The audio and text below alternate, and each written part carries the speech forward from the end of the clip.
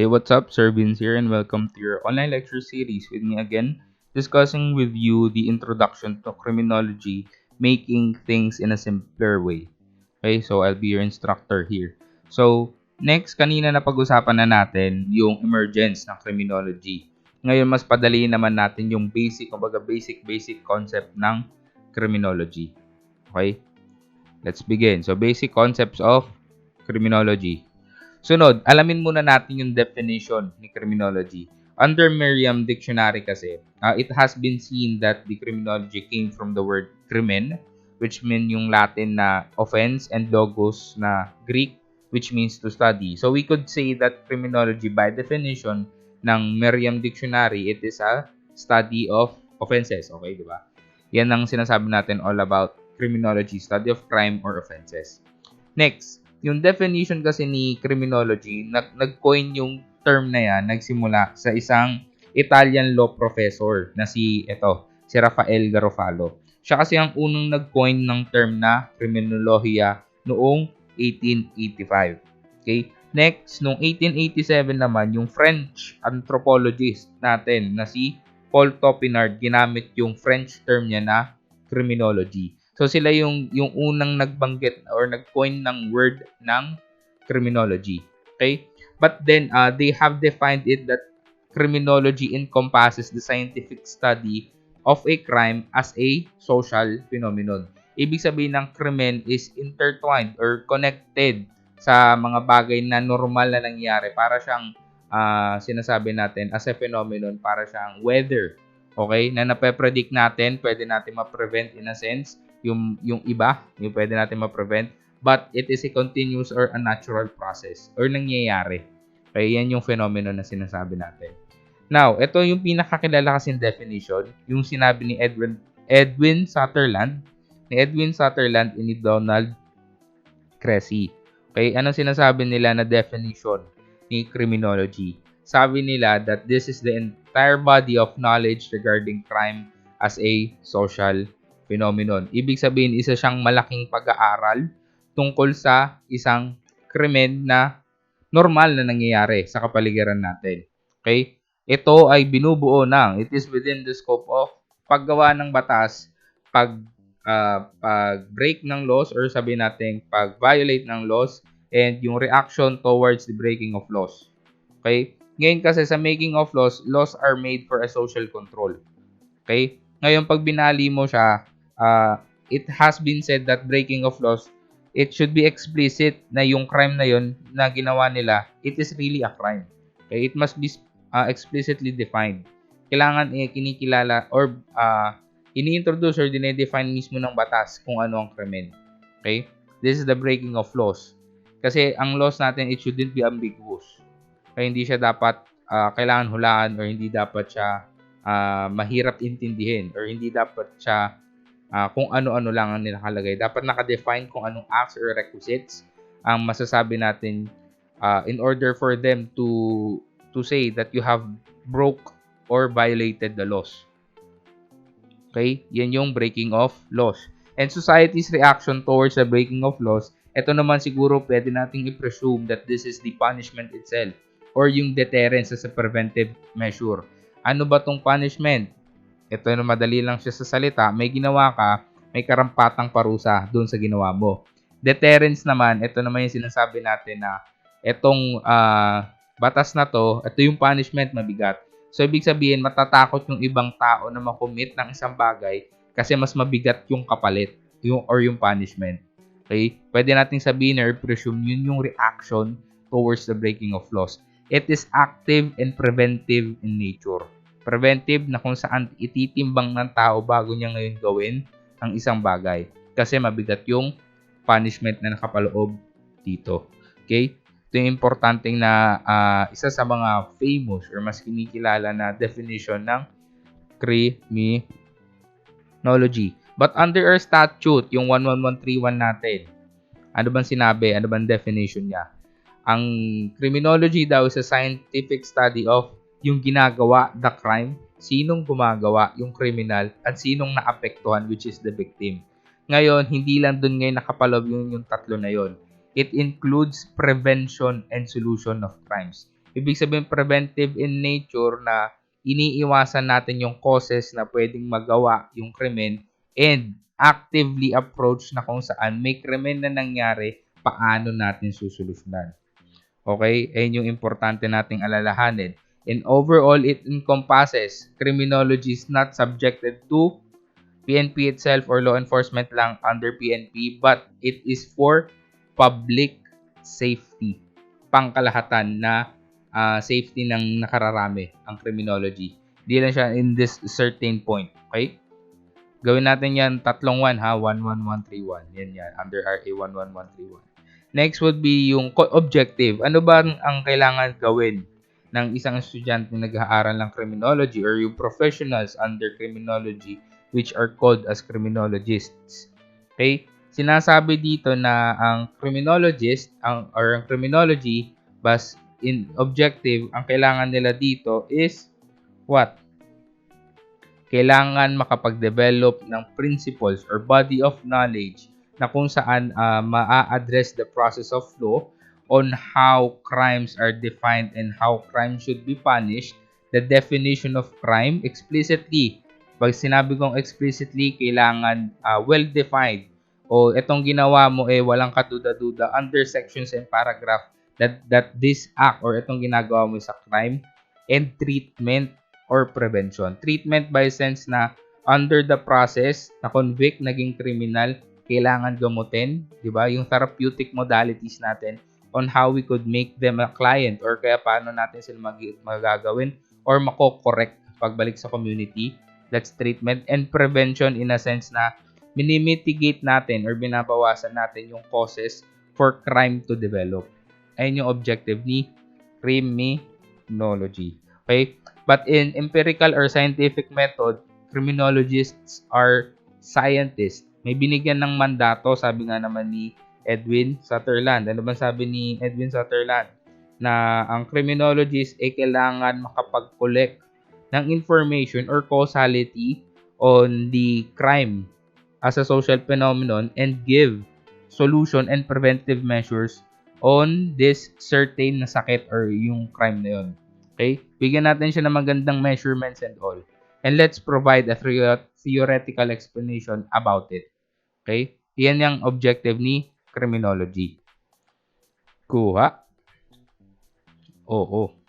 Diba? Crime. Ang crime is yung act. Yun lang isipin mo. The crime is the act. Yun yung ginawa. Okay? Crime is an act or omission in violation of law without defense of justification. Okay? Ibig sabihin, ang krimen ay paglabag sa batas.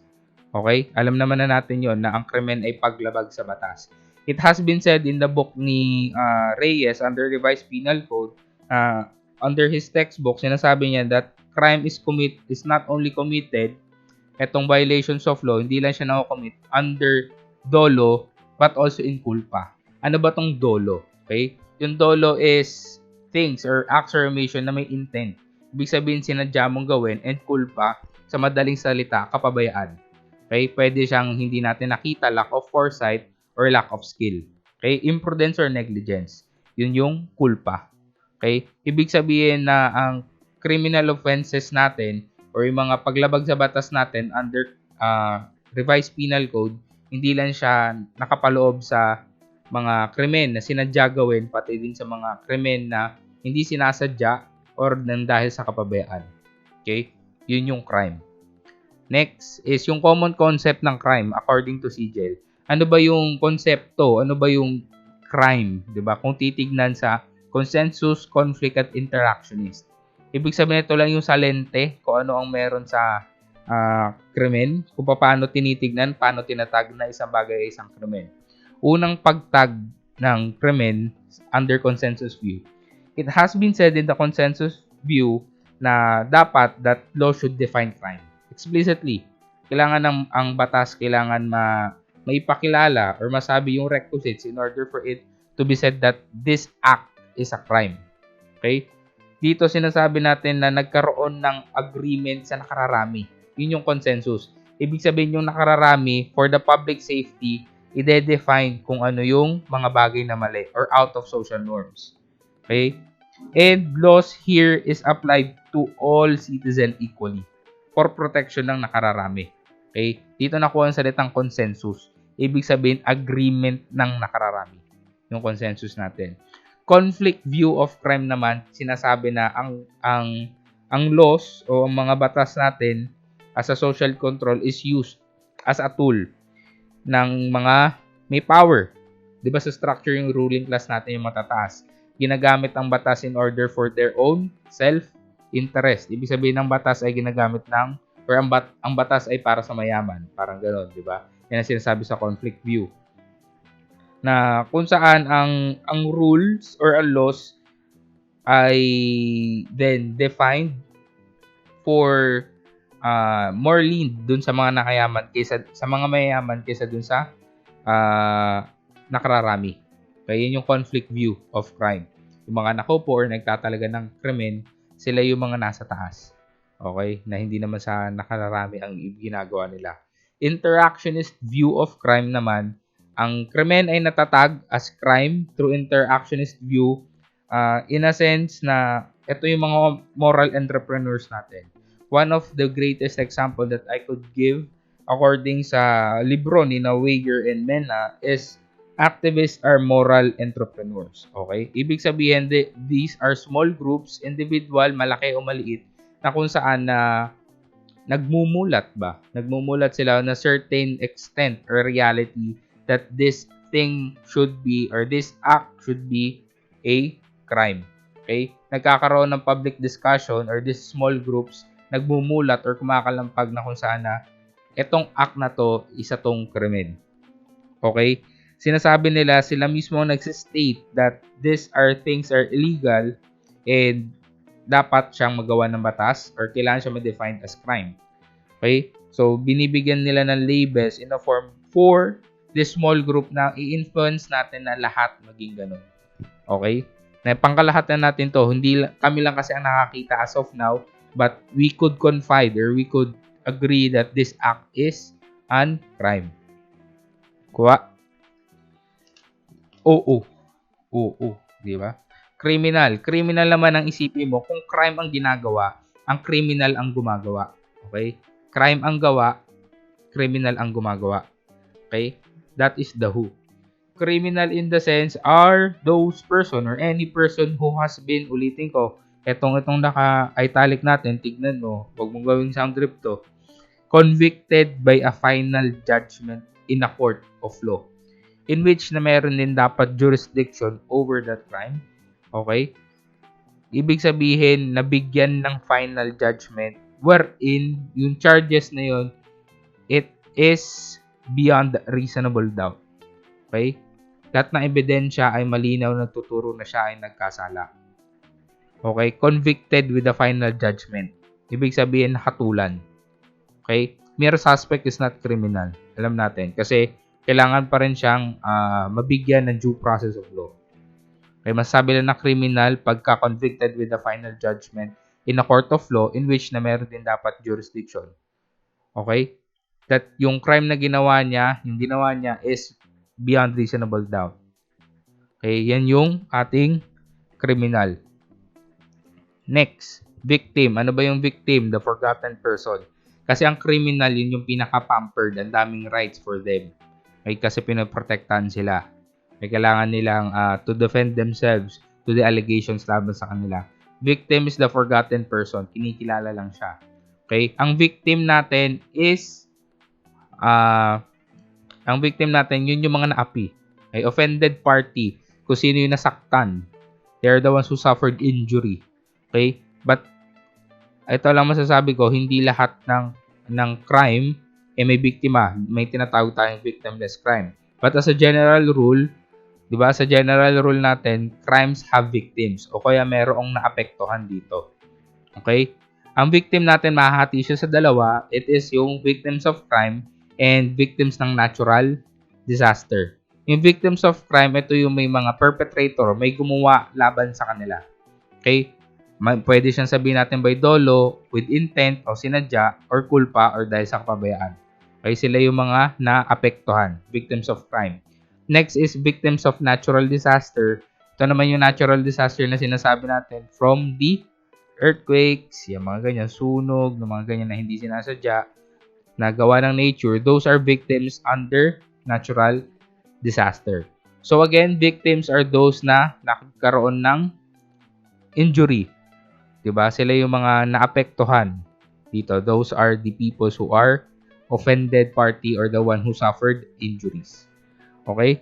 So, I guess ito yung pinaka-basic concepts natin under criminology. The definition of criminology, alam na natin. Alam na natin kung ano yung act, 'di ba? The crime, sinong gumawa, the criminal, sinong naapektuhan, which is the victim. Yung coin ng terms, alam na rin natin under criminology, and I guess you could take your notes, your own notes, in which you could understand and to digest this topic that all of the topics we have talked about or we have this already discussed. Okay? So again, thank you very much for your time, and you have reached the end of this discussion. We would have a part 3 of this series. Itong una nating pinag-uusapan under the historical evolution of criminology. And subaybayan natin yung part 3, which is yung schools of thought in criminology. Dito tayo mas maganda mag-focus. Okay?